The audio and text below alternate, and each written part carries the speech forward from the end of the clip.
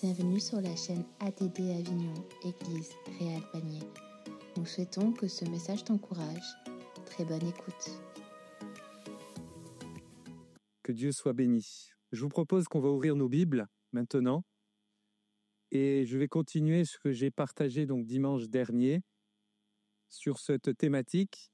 2 Corinthiens chapitre 7, verset 1er. Cette phrase que je vais relire et que même plusieurs fois je vais dire. Ayant donc de telles promesses, bien-aimés, purifions-nous de toute souillure de la chair et de l'esprit, en achevant notre sanctification dans la crainte de Dieu. Le thème de cette série de messages, ayant donc de telles promesses. Et dimanche dernier, nous avons pu réfléchir déjà sur l'expression de la promesse, d'une promesse, de la promesse, et nous avons pu voir 3 d'entre elles, et nous avions compris que ce chapitre 7, ce premier verset, cette phrase que nous venons de lire, était le résumé de tout un passage, de tous les chapitres, les 2 premiers des chapitres précédents, chapitre 5 et chapitre 6 particulièrement. Donc, mon propos, c'est de pouvoir quelque part remonter ces textes et reprendre ces promesses et pour pouvoir les adapter à chacun et chacune d'entre nous par rapport à notre vie quotidienne à chacun. Nous avons pu voir la fois dernière, le dimanche dernier, que la première promesse, c'est que nous connaissions un Dieu de liberté et qui voulait libérer encore au milieu de nous.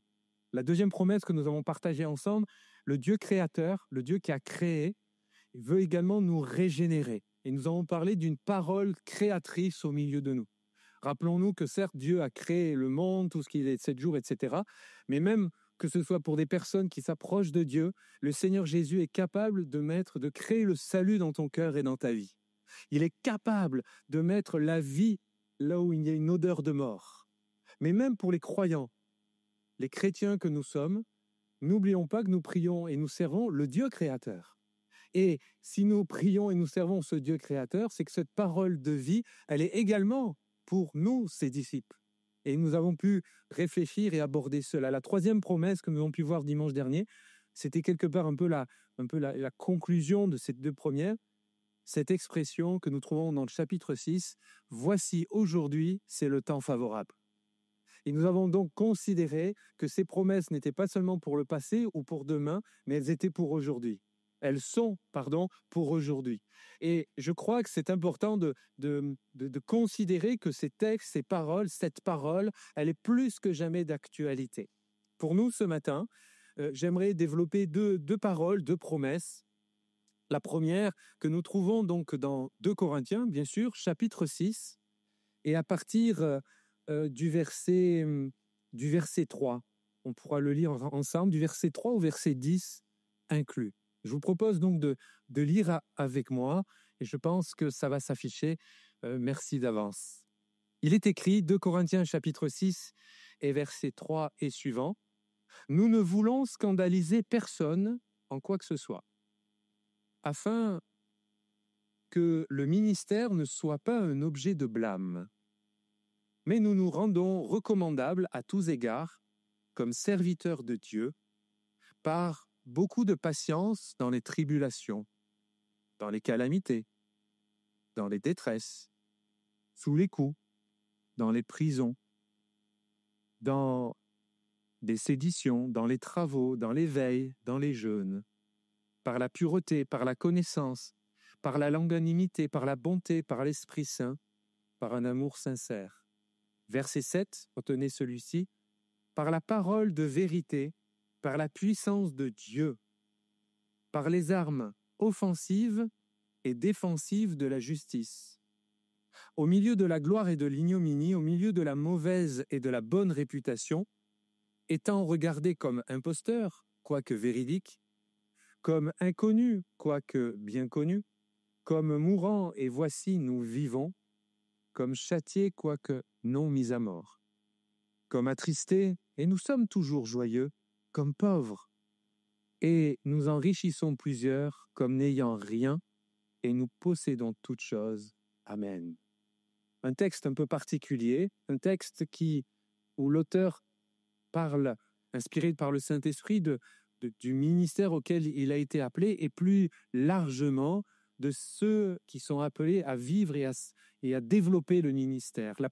Cette première promesse pour nous ce matin, j'aimerais rappeler que Dieu a donné à chacun des croyants que nous sommes, chacune et chacun d'entre nous, Dieu nous a donné des responsables spirituels, des leaders. Alors, il y a la terminologie que nous trouvons dans la Bible, les 5 ministères dont, bien sûr, mais pour rester... tu n'es pas obligé de mettre la diaporama ce matin, je te remercie. Je ne l'ai pas retravaillé. Merci. Mais par rapport à cela, on va rester sur ce terme générique de responsable, de leader. Ne voyez pas là que le pasteur, celui qui est sur l'estrade, ou le chantre, ou celui qui préside le culte, la réunion. Mais je crois que vous et moi, nous avons besoin tous de considérer cela. Et particulièrement, il y a ce verset 11 que je n'ai pas encore lu, que nous lisons maintenant. « Notre bouche s'est ouverte pour vous. » Corinthiens. « Notre cœur s'est élargi. » Je trouve que avec tout ce passage que nous venons de lire à l'instant, et ensuite, c'est comme si l'auteur, l'apôtre Paul, écrivant aux chrétiens de Corinthe, de cette ville d'alors, il pense à eux, il les voit, il écrit, il explique un petit peu ce qu'il a pu passer, les calomnies, etc. Vous l'avez compris dans le texte. Mais là, après, il écrit de cœur à cœur. Il leur ouvre son cœur. Cette phrase, elle est belle. Notre bouche s'est ouverte pour vous, Corinthiens. Notre cœur s'est élargi. Remarquez qu'il parle nous. Il travaille collectif. Il ne dit pas je. Il dit nous. Notre bouche s'est ouverte pour vous. On pourrait penser pour l'église locale et peut-être des frères et sœurs qui sont là en vacances. Vous pouvez aussi, bien sûr, associer votre église, votre assemblée locale à cette réflexion.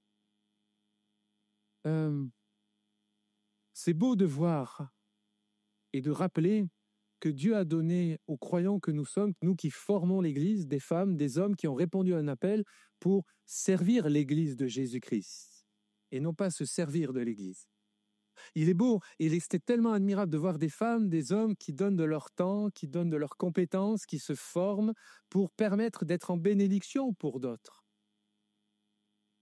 Et nous, vous, moi, nous sommes appelés tous et toutes, peu importe l'âge, à servir Dieu. Peu importe le service, le ministère. Quelqu'un qui se croirait, Dieu, moi je ne sais pas quoi faire, c'est qu'il faudrait continuer de lire sa Bible et de se dire comment déjà l'Église locale, les services de l'Église, mais au-delà, notre vie de disciple au quotidien.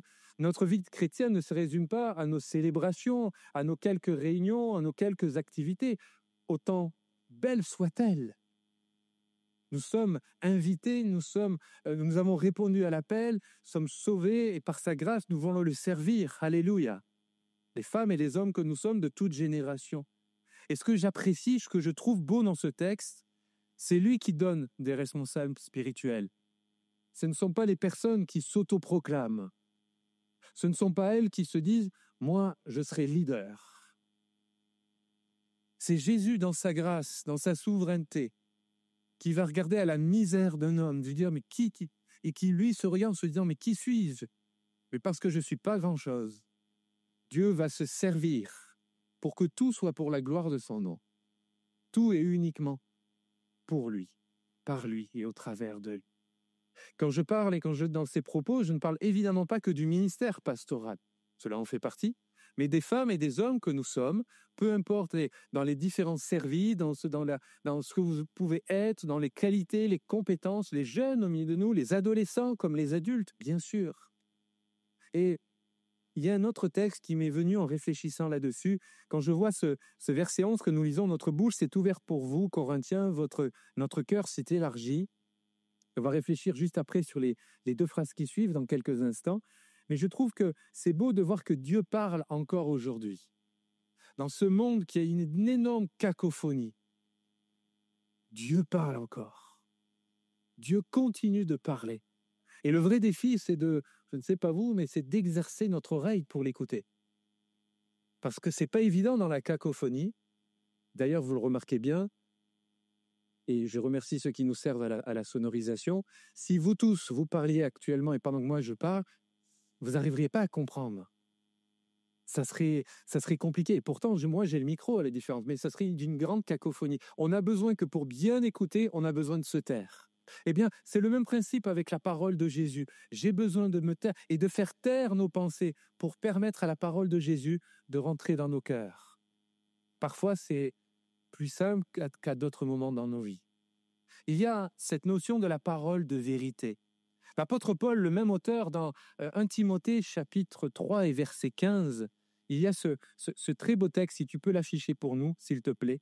1 Timothée chapitre 3 et verset 15, un texte connu, et il déclare en écrivant donc à son destinataire de la lettre, à Timothée, « Sans que tu saches, si je tarde, comment il faut se conduire dans la maison de Dieu, qui est la maison de Dieu, qui est l'église du Dieu vivant, la colonne et l'appui de la vérité. » Cette expression, elle est belle. Laisse-la afficher quelques instants pour nous, s'il te plaît. L'église, enfin plutôt la maison de Dieu qui est l'église, la colonne et l'appui de la vérité. Une colonne, on peut comprendre, c'est un support vertical d'un édifice. Mais remarquons bien que l'édifice, c'est pas l'église, c'est la vérité. C'est nous qui devons être quelque part porter la vérité. Et la notion aussi d'être appuyé, là c'est l'inverse. On est appuyé sur la vérité. Je trouve que dans ce texte, ça va dans les deux sens. Ça pousse vers le haut et ça pousse vers le bas en même temps. La vérité est notre fondement, mais c'est celle que nous voulons proclamer également. Et l'Église que nous formons, le rassemblement des croyants, par la grâce de Dieu, n'oublions jamais que ça doit être cela. Ça veut dire quoi concrètement ? Après avoir fait cette définition théologique. Ça veut dire que nous sommes pas seulement invités, mais c'est un appel à être des hommes, des femmes de la vérité. Des hommes et des femmes de vérité. Et là, ça vient nous toucher, même si on est converti, même si par la grâce de Dieu on est régénéré, même si par la grâce de Dieu on est membre de l'Église depuis X années ou peu importe. Eh bien, je ne sais pas vous, mais la nature humaine, c'est tellement facile de glisser, de s'arranger avec la vérité. Mon frère, ma sœur, chers amis, ce matin, je t'encourage à être un homme de vérité, à être cet homme, cette femme, ce jeune qui, quand il dit oui, c'est oui. Vous connaissez ce texte ?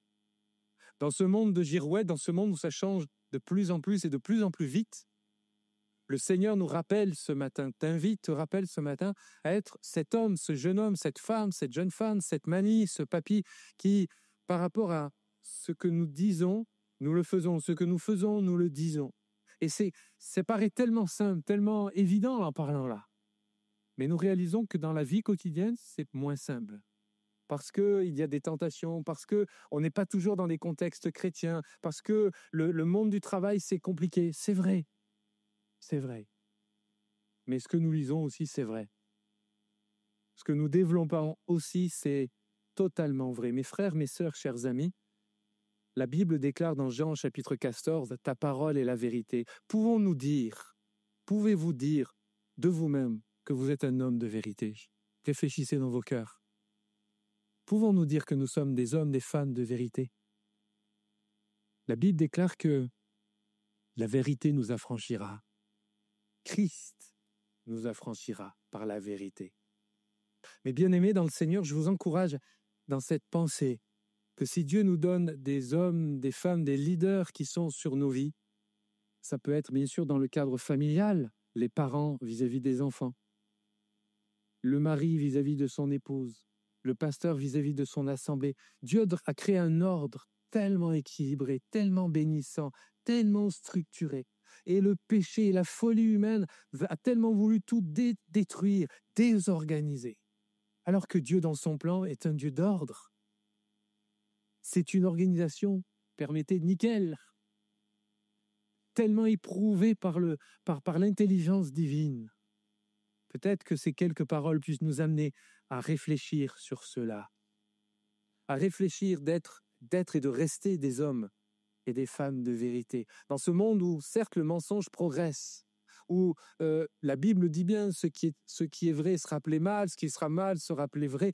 C'est une évidence. Nous avons besoin, tu as besoin. Et nous voulons être de ceux qui, par sa grâce, quand nous nous tenons devant vous, nous voulons toujours, par sa grâce, dire la vérité. Ça, c'est des phrases faciles à dire, mais c'est tellement plus compliqué quand on est face à des situations d'hommes et de femmes dans de grandes détresses. Je crois profondément que la Bible dit vrai. Je crois profondément que Dieu veut que la pureté, Dieu, nous l'avons lu d'ailleurs par rapport aux promesses, il est écrit, nous l'avons lu, purifions-nous de toutes les souillures de la chair et de l'esprit. Rien que ça, c'est compliqué. Et pourtant, Dieu nous appelle à le faire. Combien d'hommes, de femmes dans notre génération, peut-être cette semaine, sont tombés, ont glissé dans la pornographie ou dans certaines addictions?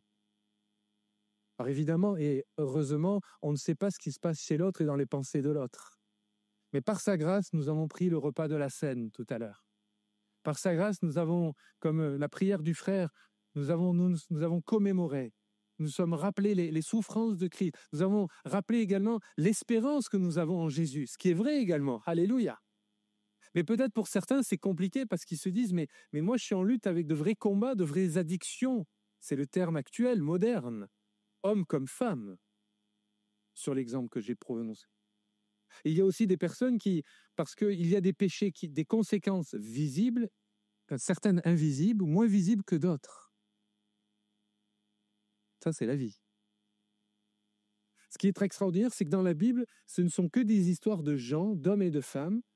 Personne n'est parfait, hormis le Seigneur Jésus. C'est des hommes et des femmes qui, selon leur génération, le contexte, qui a bien sûr évolué par rapport à nous qui sommes au XXIe siècle, mais fondamentalement, le cœur de l'être humain, ça n'a pas changé.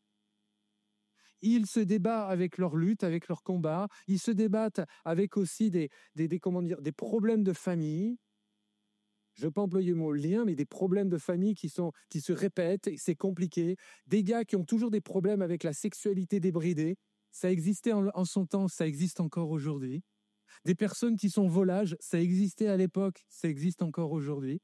Des gens qui ont une pratique religieuse bien comme il faut, mais mais dans leur vraie vie, c'est catastrophique.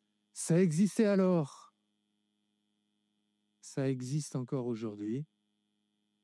Des enfants, des hommes, des femmes, des jeunes, des moins jeunes, qui se réunissent, comme nous, et à l'époque également. Le message de Dieu est un message de vérité. Quand nous entendons des dons spirituels nous parler de se repentir, et moi, il y a dans mon cœur ce matin, j'avais envie de pleurer et j'ai pleuré d'ailleurs, parce que je me suis dit, mais il y en a qui ne réalisent pas que c'est peut-être la dernière fois qu'ils entendent parler de la main tendue de Jésus. Parce que, je ne sais pas si vous êtes au courant, mais un jour, on va mourir. Mais dans notre société, on pense qu'on va vivre pour l'éternité. Nos réseaux sociaux sont là pour l'éternité.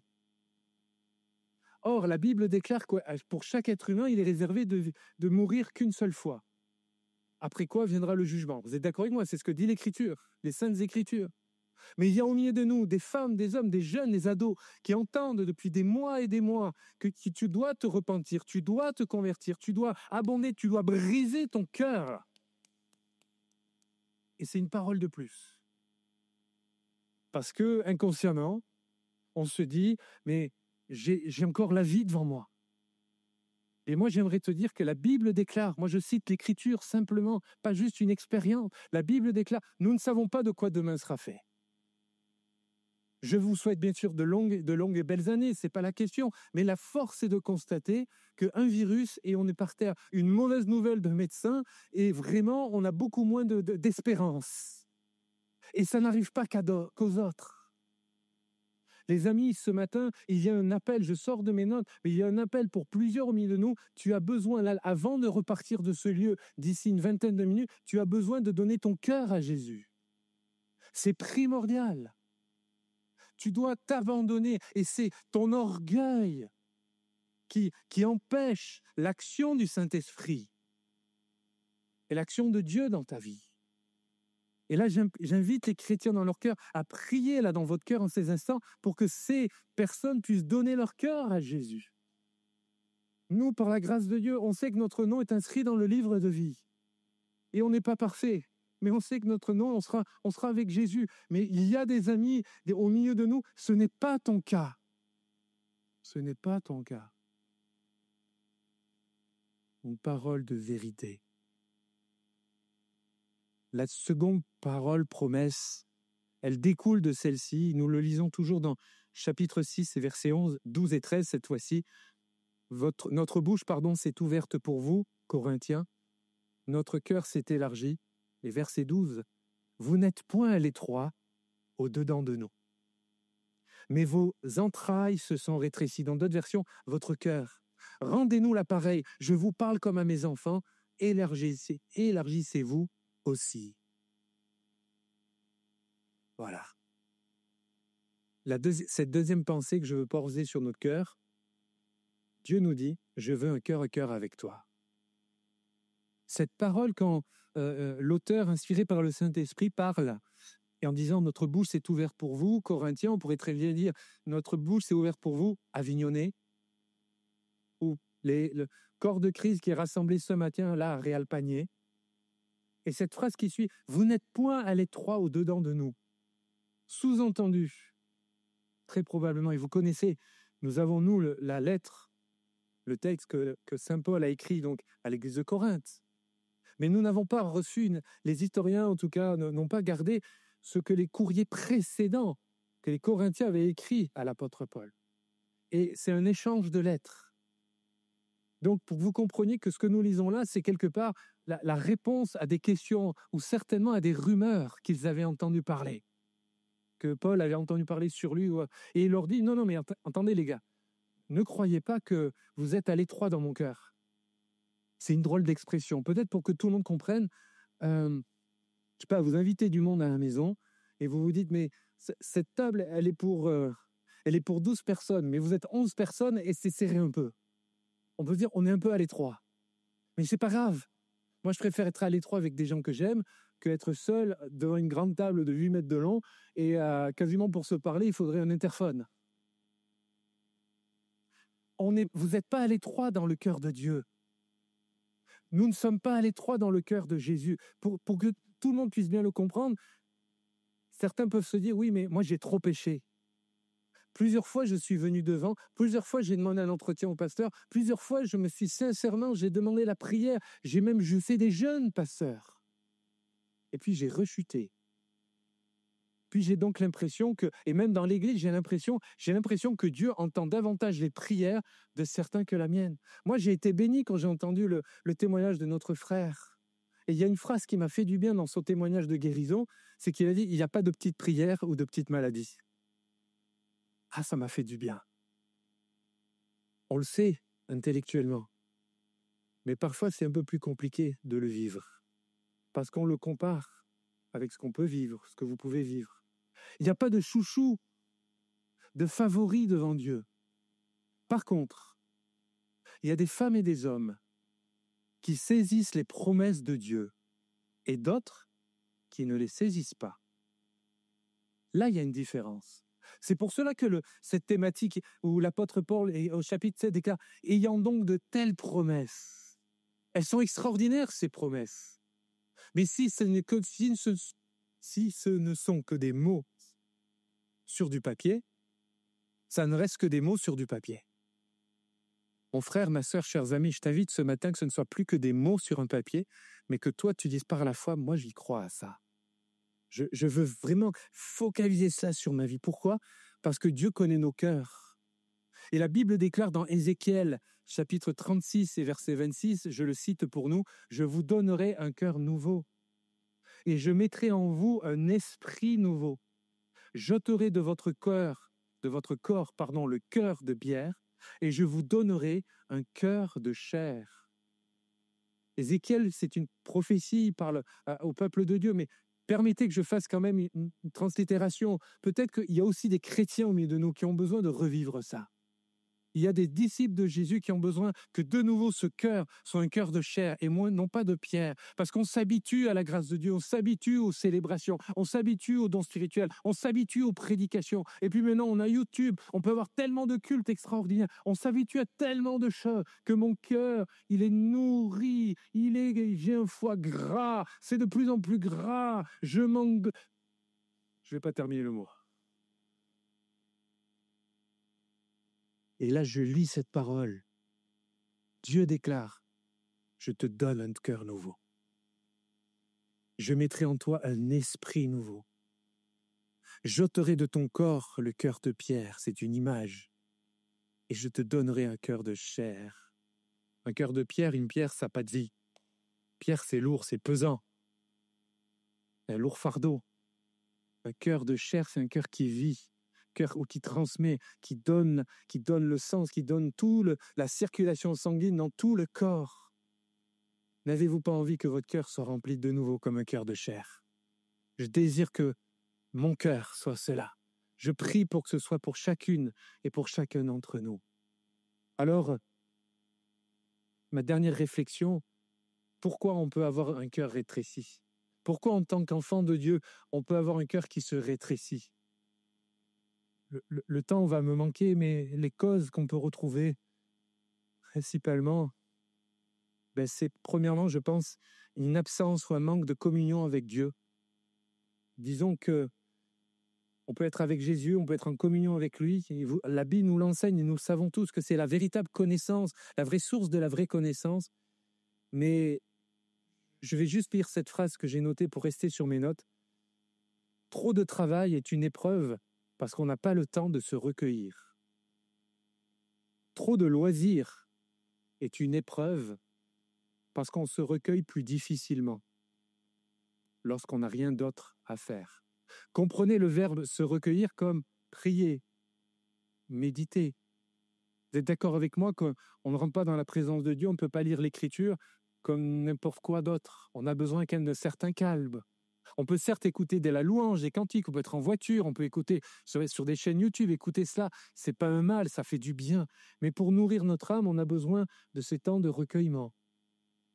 Ces temps où ça permet à cette parole d'aller au fond de nos cœurs. Et j'entends peut-être certains au milieu de nous se dire, mais tu sais, c'est vrai que c'est compliqué, vu mon rythme de vie, on a les enfants, et puis il y a le travail, et puis il y a... Et je ne doute pas de votre authenticité. Je veux juste signaler que la vie est une question d'équilibre. Et le plus grand des miracles après le salut, le pardon de nos péchés, c'est de trouver l'équilibre et de le garder. Le plus grand des miracles, vous entendez, après le pardon de nos péchés, c'est de trouver un équilibre dans nos vies. Et on parle de saison, on parle mais c'est important. Alors pendant ces temps pour certains de congés, d'autres de non, je vous encourage à méditer, à réfléchir sur cela. Les causes d'un cœur qui se rétrécit, oui, vous l'avez compris, c'est l'absence de communion ou le manque de communion avec Dieu, l'absence de communion avec les autres. Tout à l'heure, nous avons pu prendre le repas de la Cène. Dans le livre des Actes, au chapitre 2, versets 42 et verset 44, c'est un tir groupé, il est écrit « Ils rompaient au pluriel le pain et ils priaient ensemble. Et tous ceux qui croyaient étaient ensemble. » Et notre frère aussi nous a fait chanter plusieurs cantiques avec cette notion de l'Église unie, réunie, ensemble. Mais force est de constater qu'on peut être assis côte à côte sans être ensemble. Tiens, on va faire un petit exercice pour conclure sur cela. Je vous invite à regarder à votre droite. C'est-à-dire là. Combien de personnes vous ne connaissez pas le nom? Ne montrez pas du doigt. Ça ne se fait pas. Et ensuite, vous regardez à votre gauche. C'est fou, comme je vous fais aller à droite et à gauche, ça fait parler les gens. Vous avez vu? On est environ 200 maximum, 150, 200, peu importe le chiffre. Juste interpeller le fait qu'il y a des amis, des frères et sœurs qui sont là. Je ne parle pas de toute la vie, de tout le pédigré, de tout le CV des uns et des autres. Je ne parle pas de ça. Se dire, tiens, cette personne, ça fait des mois que je le côtoie, je ne sais même pas son nom. Alors peut-être que je vous invite à la sortir, non pas d'aller voir tout le monde, ça ne marche pas, ça, c'est pas vrai. Mais demandez au Saint-Esprit, Seigneur, conduis-moi. Parce qu'il y a de vrais besoins au milieu de nous, des femmes, des hommes en grande souffrance. Mais aussi parce que c'est beau la communion fraternelle. Pourquoi mon cœur se rétrécit? Parce que notre cœur spirituel a besoin de se muscler. La communion fraternelle, c'est pas inné. La communion fraternelle, ce n'est pas quelque chose qui vient d'en haut et hop, et tout le monde est heureux, tout le monde s'aime. C'est pas vrai. La communion fraternelle, c'est des pierres précieuses, pas encore polies. Justement. Et la communion fraternelle, il va falloir se polir. Il va falloir apprendre à connaître. Et les origines culturelles, les différences de génération, les mots employés par les uns ou par les autres. Et si en plus vous êtes quelqu'un d'une origine étrangère, plus jeune, vous commencez à cumuler là. Et pourtant, c'est l'église de Jésus. Pas l'église de Cédric. L'église du Seigneur Jésus-Christ. Dieu en a voulu ainsi. Alors, vraiment des causes, je le crois, qui peut rétrécir nos cœurs, c'est l'environnement ambiant également. La peur de l'autre. La peur de l'autre. De regarder la couleur de peau avant de regarder à la couleur du cœur. De regarder aux attitudes des uns et des autres. Malheureusement, nous ne pouvons que constater que parfois dans l'Église, il y a encore ce sexisme tellement malheureux. Et bien sûr, le racisme. Et dans les deux cas, c'est inadmissible. Mais après avoir dit ça, qu'est-ce qu'on fait? Après avoir dit ça, qu'est-ce que l'on fait? On se dit, oh, le pasteur en a parlé, et alors? Si le Saint-Esprit n'agit pas dans nos cœurs, je peux prêcher pendant des dimanches, pendant des mois et des mois. Et si ce matin, et je vais conclure là-dessus, on pouvait dire comme l'apôtre Paul, littéralement, ayant donc de telles promesses, ces promesses qui sont extraordinaires, bien-aimés, rappelez-vous, purifions-nous de toute souillure. On a les promesses, mais c'est à nous d'entreprendre cet acte de purification. C'est à nous de demander au Seigneur, Seigneur, je crois que là tu m'apparais, et je crois que j'ai besoin que tu viennes éclairer mon cœur, que tu viennes gratter dans mon cœur, dans mon âme, Seigneur. Et c'est ce que je vous propose que nous puissions faire maintenant. On va ranger nos Bibles, on va prier quelques instants encore, avant que ce culte puisse se terminer comme cela. On va prier Dieu. Ces deux aspects nous rappellent ce matin, d'une manière pratique, que Dieu ne veut pas nous laisser seuls dans notre vie au quotidien. Il y a bien sûr la Bible, l'autorité totale, puissante de la Bible et des Saintes Écritures. Mais la Bible, le Seigneur, a voulu de nous donner des responsables, des leaders spirituels. Et nous avons besoin de nous y soumettre les uns aux autres. Et de nous rappeler que l'Église est la colonne et l'appui de la vérité. L'Église est tôt ou tard des hommes, des femmes qui viennent au milieu de nous avec un masque. La Bible déclare qu'il les démasquera. La Bible parle qu'il peut y avoir parfois des loups qui rentrent dans la bergerie. Mais c'est aux bergers de s'occuper des loups. C'est pas aux brebis. Et peut-être s'il y avait des personnes comme cela, j'aimerais te dire d'une manière très solennelle, repens-toi. Repens-toi et ne repars pas de ce lieu. Tombe le masque, bats les masques et demande sincèrement à Dieu de pardonner, de te pardonner. Et Dieu va le faire ce matin. Dieu va le faire. Il y aura des conséquences, c'est vrai, mais Dieu le fera. La deuxième chose que nous avons pu voir, c'est d'être toujours dans la vérité, bien sûr, mais surtout et avant tout, qu'il nous donne un cœur à cœur avec toi, avec lui. Et de nous rappeler qu'il veut continuer de transformer notre cœur de pierre en cœur de chair. Alors je vous invite à courber nos fronts maintenant et à fermer nos yeux. Nous allons prier le Seigneur, alors que nous sommes maintenant en prière, alors que on est tous ensemble en prière. Il ne veut pas être long, il est déjà 11h33, mais je voudrais simplement faire cette invitation. S'il y a des amis qui se disent « Oui, ces paroles, ça a été pour moi », je vous invite simplement à lever votre main. Et dans quelques instants, je vais prier. Et croyez que Dieu va bénir. Pour être un homme de vérité, une femme de vérité, pour être une personne qui n'a plus de masque, mais aussi et surtout que nous puissions être et vivre cet aspect d'avoir un cœur nouveau. Lève ta main maintenant, oui. Que Dieu vous bénisse au fond, que Dieu vous bénisse. Que Dieu vous bénisse devant à gauche. Alléluia, oui, que Dieu vous bénisse. Il y a des amis qui lèvent leurs mains. Que Dieu vous bénisse. Amen. Voilà, j'invite toute l'Église à prier dans votre cœur maintenant. il a ses amis et on croit sincèrement. On n'est pas là pour juger ses démarches. On croit sincèrement que Dieu est en train d'œuvrer. Alléluia. Que Dieu te bénisse, mon frère. Alléluia. Seigneur, je te prie au nom de Jésus pour ces bien-aimés qui lèvent leurs mains. Tu connais leur prière. Tu connais, Seigneur, leur combat, Seigneur Jésus. Mais nous ne sommes pas meilleurs les uns que les autres. Nous invoquons le nom de Jésus ce matin. Celui qui sauve, celui qui guérit, celui qui restaure les cœurs, qui donne vie, même un cœur de pierre. Alors je te prie qu'en ces instants, que ces paroles soient suivies d'effets, que cette main levée soit suivie de conséquences, Seigneur, pour ces hommes, pour ces femmes, pour ces jeunes filles, que par la grâce de Dieu, il y ait une action de Dieu. Et comme nous l'avons lu, Seigneur, c'est à nous de nous purifier, c'est à nous de mettre en avant notre foi, d'être ces personnes-là au nom de Jésus. Je te prie que l'Église soit ce lieu où d'autres, encore des dizaines de personnes se tournent vers toi, Seigneur. Et les temps sont courts, tu reviens bientôt, Seigneur. Et nous te prions, mon Dieu, oui, ceux qui n'ont pas fait la paix avec toi, qui nous fréquentent régulièrement, puissent être saisis par le Saint-Esprit et se tourner et se convertir à toi. Tu es le Dieu de notre vie, tu es le Dieu de notre salut. Et nous te louons, Seigneur, pour cela. Merci, notre Père. Amen. Amen. Merci d'avoir écouté ce message. Si tu apprécies ce podcast, alors abonne-toi et partage-le à ton entourage. Que Dieu te bénisse et à très bientôt.